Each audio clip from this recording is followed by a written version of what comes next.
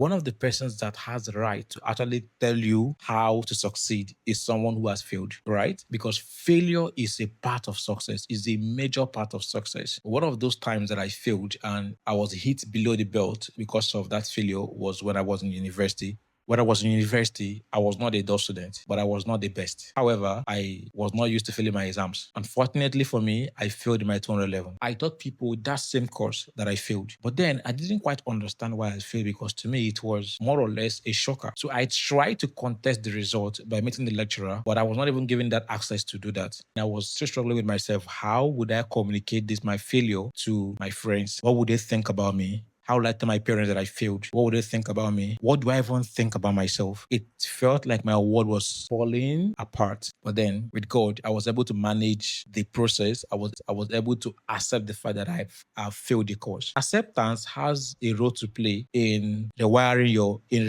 your brain. The next thing I had to do was to focus on the rebuilding. And in 300 level, I wrote the course again. But this time around, I passed the course with distinction. So that same semester, I was elected the academic director of my fellowship. And I started seeing cases of people who have failed. As a matter of fact, I had a case of two very smart students who came to me and they said they don't know how to manage this issue of their failure. They failed about two courses.